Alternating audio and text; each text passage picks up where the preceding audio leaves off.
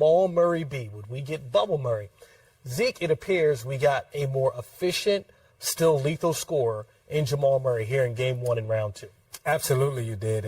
And you know, his jump shot was on display. You know, his penetration of basketball. He and Jokic had, you know, their two-man game was going. He was getting into the lane. But, you know, Denver was ready to play, and you got to give Coach Malone a lot of credit for getting his team ready to play. They were confident. They came out. They executed. They took good shots. Not only did they take good shots, but, you know, 5 guys in double figures, 5, 6 guys in double figures. So the ball was moving around.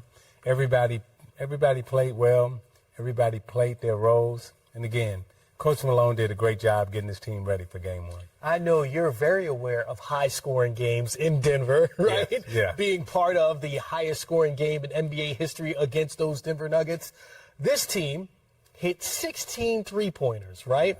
And then also had 16 offensive rebounds. When you dominate both of those categories, what does that do for the final score? Well, again, an 18-point advantage there. And when you look at, you know, the rebound average, the shooting average, the way they shot the basketball from the three-point line, the way they controlled the offensive glass, I mean, they dominated. And again, you have to give Coach Malone a lot of credit. You have to give the Nuggets players a lot of credit. They were well prepared. They came out. They executed. They did everything that they needed to do. And whenever Phoenix tried to make a run, they had an answer, whether it was an offensive rebound, whether it was a turnover, or a three-point shot. Denver played exceptionally well today. Well, we know what they can do on the offensive end, right? We see the 125 on the board. We're like, okay, that's the Denver Nuggets. But allowing just 107 points, and here's the thing, the turnovers forced.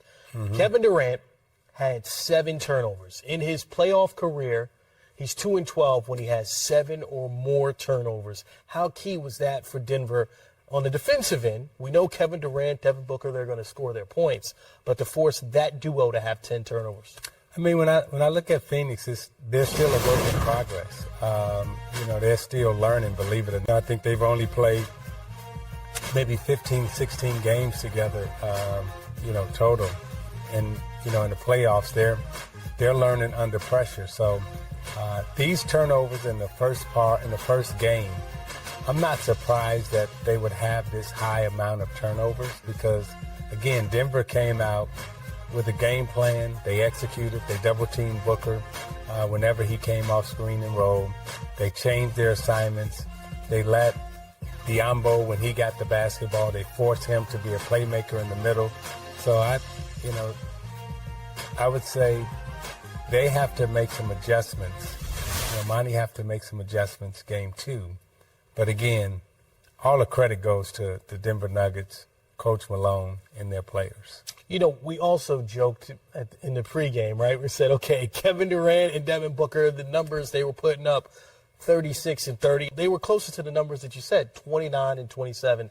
KD had 15 in the first quarter, finished with 29. If you're Denver, you you take that every game in series when you hold Kevin Durant to 29 as opposed to exploding for more. Yeah, you held him to 29, but again, I would say Denver had a collective team effort, right? You know, again, they had 6 players in double figures. And Booker and Durant, you know, 29 and 27. However, they didn't have the type of flow in their offense. And I think you have to give Denver, again, I've said it and I'm repeating myself a couple of times, you have to give Denver the credit for what they did defensively to stop the other guys from playing well, shooting the basketball well. It's got to be more than Booker and Durant. I think you got to get more ball movement. You got to get some more defensive play coming from the Phoenix Suns. They gave up 100 tonight. Normally when you get 107, 115 in the playoff game and you can hold the other team down, right, this is when Booker and Durant really comes into play in the last 3 minutes of the game because they can get a basket or they can get to the foul line. But when you got such a large margin and everyone's playing well, it's hard to, you know, manage the game. And Denver did a better job of managing the basketball game, the tempo, than Phoenix did tonight. Well, when you look at, as you say, the other guys on the team, right? Nikola Jokic is a two-time reigning MVP, right? Yeah. He put up those numbers, 24 and 19. But I look at Murray, Aaron Gordon, Michael Porter Jr., combined to score 68 points. Steve. Yeah. I mean, it was a firestorm everywhere. And they were well prepared for game one. They came out and they executed, shot the ball well. Denver did things to win the basketball game. And they were on point. Now, can Phoenix come back and at least take two of those guys out of the game? Okay?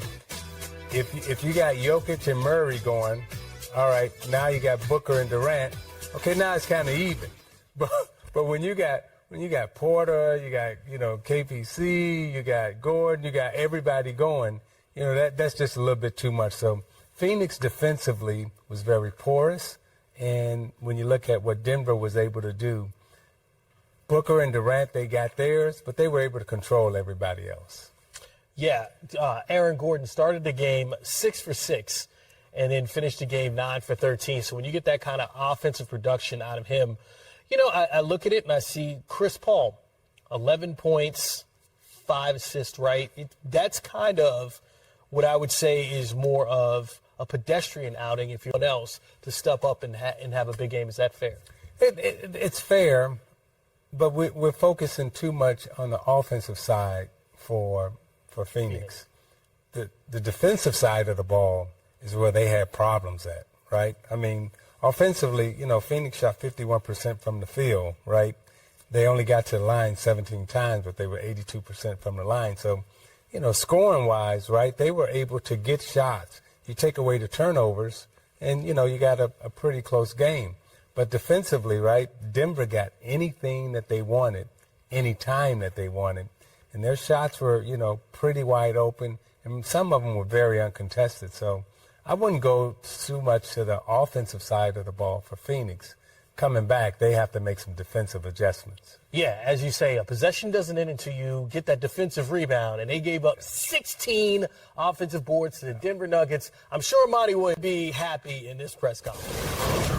I thought we gave them their shots. There were a few times we didn't even get a hand up on Aaron Gordon, Jeff Green. Those guys were, they're good players, but you don't expect those guys to shoot that way, but you got to get a hand up. And I thought that they were just more physical, play with more force, especially in the second quarter. That's where we kind of lost some momentum. And the difference in possessions, turnovers and offensive rebounds just